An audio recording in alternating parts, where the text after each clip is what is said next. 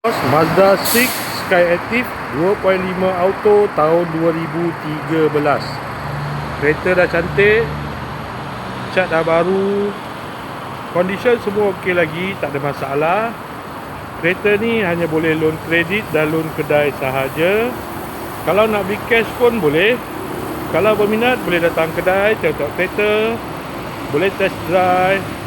Kereta ni accident free, boleh jalan jauh, tak ada masalah.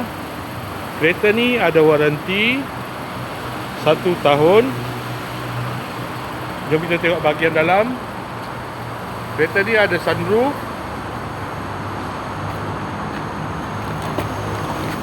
Dalam masih cantik lagi, leather seat.